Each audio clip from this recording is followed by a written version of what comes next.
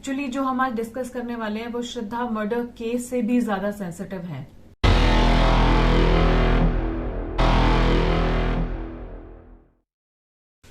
Hi everyone, welcome back to my channel Elite Anu.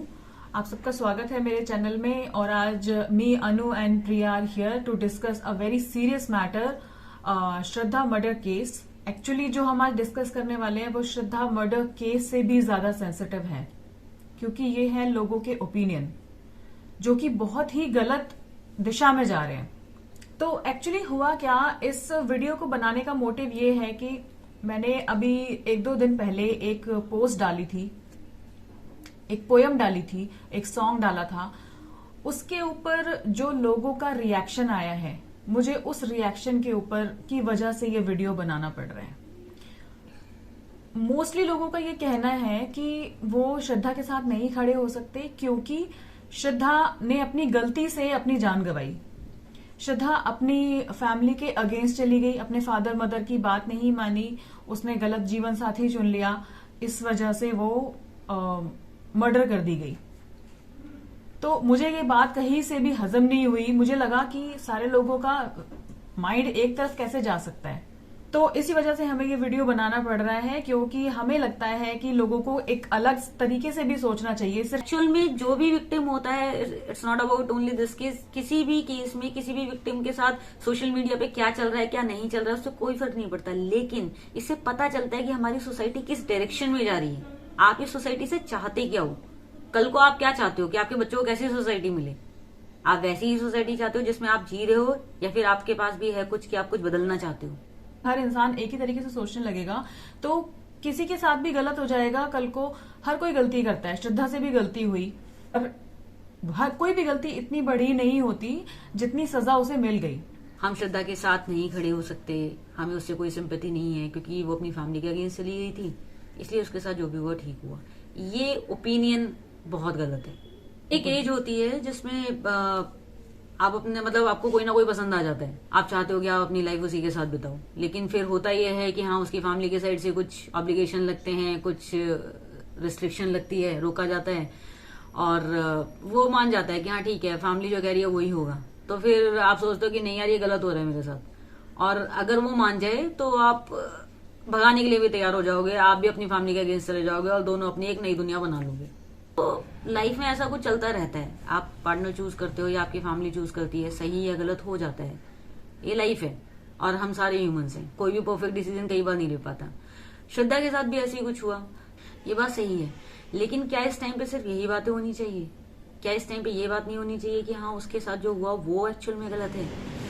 Reason, background story या कुछ भी, उन सब चीजों से वो चीज बच सकती है, लेकिन डिसीजंस रिलेशनशिप में कई बार गलत डिसीजन ले लिए जाते हैं, कई बार आप गलत बंदा चूज कर लेते हैं। उसका मतलब ये तो नहीं है कि जो विक्टिम है आप उसके साथ खड़े नहीं हो सकते। क्यों नहीं आप उसके साथ खड़े होंगे? उसने क्या किया? एक डिसीजन की गलती कि उसने गलत बंदा चूज कर लिया, उसे पता नहीं चला कि उसके साथ इतना बड़ा मतलब ये कि वो इस लेवल तक भी चला जाएगा। अगर सामने वाला इंसान इंसान ना रहे और हमें तो इंसान ही दिख रहा है, तो इसमें हमारी गलती है, उसकी कोई गलती नहीं है। अगर हम पेरेंट्स की बात करें तो पेरेंट्स यही चाहते हैं कि उनका बच्चा सही राह चुने, गलत राह पे ना जाए। हर पेरेंट्स को डर होता है जब बच्चा बड़ा होता है, एडल्ट होता है, अपने लिए जीवन साथी चुनता है, कोई पार्टनर चुनता है।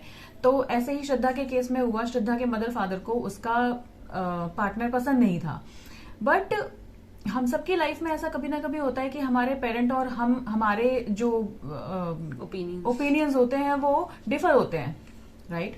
बट इसका मतलब ये नहीं है कि हमारे पेरेंट्स हमारा साथ छोड़ देते हैं या हम अपने पेरेंट्स का साथ छोड़ देते हैं।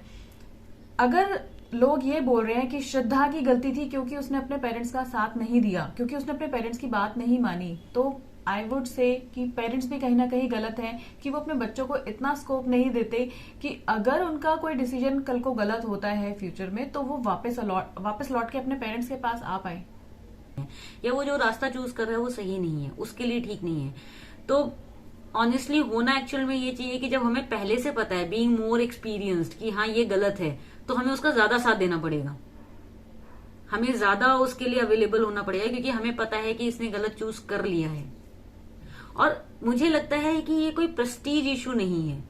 हम बीइंग पेरेंट, बीइंग एल्डर्स, हम क्या चाहते हैं? हम यही चाहते हैं कि हमारे बच्चे खुश रहें, वो जो भी डिसीजन लें सही लें। और अगर गलती से वो गलत डिसीजन ले लें तो आप क्या चाहते हैं? बीइंग पेरेंट, बीइंग एल्डर, आप क्या चाहते हैं? आप चाहते हैं कि आप वहां अवेलेबल रहें, ये दिखाने के लिए नहीं कि हाँ देखो तुमने गलत डिसीजन ले लिया, ये दिखाने के लिए कि तुमने गलत डिसीजन ले लिया, कोई बात नहीं, life is not all about this one decision, life बहुत है आगे, और हम हैं तुम्हारे साथ आगे दोबारा सही डिसीजन लेने के लिए। हम यहाँ पे पेरेंट्स को गलत नहीं ठहराना चाहते, पेरेंट्स गलत नहीं होते, लेकिन सिर्फ इतनी सी बात है कि श्रद्धा के फादर जो कि आज चाहते हैं श्रद्धा को न्याय मिले, श्रद्धा को जस्टिस मिले, वो फादर जब श्रद्धा को पता था उन्हें कि वो गलत रिलेशन में जा चुकी है, श्रद्धा के फादर को पता था कि उसका पार्टनर अब्यूजिव है, तो वो एक बार प्यार से अपनी बेटी को ये बोल सकते थे कि तू वापस आ जा, तुझे डरने की जरूरत नहीं है। जो लोग सिर्फ इस बात को गाए जा रहे हैं कि श्रद्धा के साथ सही हुआ, उसने अपने पेरेंट्स की बात नहीं मानी, सिर्फ उन लोगों को ये जवाब है कि अगर श्रद्धा की गलती थी तो कहीं ना कहीं पेरेंट्स की भी इतनी गलती होती है, क्योंकि मैंने ऐसा बहुत देखा है पेरेंट्स को बोलते हुए कि आज से तेरा मेरा रिश्ता खत्म, आज से तू हमारे लिए मर गई या मर गया, आज से हम तेरे लिए मर गए, तूने अपनी राह चुन ली, तू अपनी राह पे जा। वो बच्चा किस मुंह से वापस आएगा? वो किस मुंह से कहेगा कि पापा आपने सही बोला था, मैं बेशक आपके लिए उस दिन मर गई थी लेकिन आज मैं वापस आना चाहती हूँ। इतना थोड़ा सा स्कोप छोड़ना चाहिए हमें अपने बच्चों के लिए। हमारी सोसाइटी में ऐसे बहुत सारे, बहुत ही ज्यादा इंस्टेंसेस हैं जिसमें बड़ों ने गलत डिसीजंस लिए। तो जब हम ये मानते हैं कि लाइफ में लर्निंग चलती ही रहती है, तो वो रिलेशनशिप में भी चलती है। कई बार आप चाहते हो कि आप पहली बार में ही सही पार्टनर चूज करो, आपको करना भी चाहिए, लेकिन अगर कभी आपसे ऐसी वाली गलती होती है तो फिर आपको उस रिलेशनशिप से बाहर निकलना चाहिए। या ये श्रद्धा ने नहीं किया, ये उसकी गलती है। जब वो एक स्टैंड ये ले सकती थी कि वो अपनी फैमिली के अगेंस्ट जाके उस रिलेशनशिप में जा सकती थी, तो वो एक स्टैंड ये भी ले सकती थी कि इस रिलेशनशिप से वापस निकल के वापस अपनी फैमिली के पास जाए। लेकिन अगेन, श्रद्धा की कुछ भी गलती थी, इसका मतलब ये नहीं है कि हम लोग श्रद्धा के साथ नहीं खड़े हो सकते, क्योंकि श्रद्धा के गलत साथ उसी के साथ हुआ है। श्रद्धा के साथ ना खड़े होने का रीजन समझ में नहीं आता है, क्योंकि यहाँ पे ये सारी चीजें हैं रीजंस की। हम ये मानते हैं कि एक आइडियल बिहेवियर ऐसा होना चाहिए, एक आइडियल सोच ऐसी होनी चाहिए, लेकिन लाइफ में गलतियां और किसे कहते हैं? इसलिए कि सबने हमेशा सब कुछ ठीक ही किया है, आपने आज तक कोई गलती नहीं की, मैंने आज तक कोई गलती नहीं की, ऐसा नहीं है। इन शॉर्ट, हमारी बस इतनी सी रिक्वेस्ट है कि अगर आप कोई पोस्ट देखते हैं, अगर आप कुछ भी ऐसा पढ़ते हैं श्रद्धा के लिए, मैंने सिर्फ इतना लिखा था कि hashtag justice for Shraddha, hashtag justice for Shraddha, सिर्फ इस चीज को शेयर करना था ताकि उस बच्चे को इंसाफ मिल सके, जस्टिस मिल सके, एक ऐसी मुहिम छिड़ सके। लेकिन उसमें लोगों के कमेंट्स वो बहुत ज्यादा सोच में डाल रहे थे।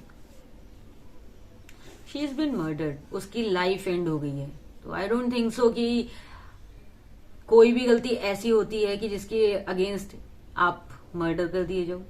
अगर आपको लगता है कि हमने सही बोला है, then please share this video, क्योंकि हमें लगता है बहुत सारे लोगों का ओपिनियन ऐसा है जिसे थोड़ा सा एक दूसरी डायरेक्शन मिलने की जरूरत है, या फिर उन्हें इस वीडियो को सुनने की जरूरत है।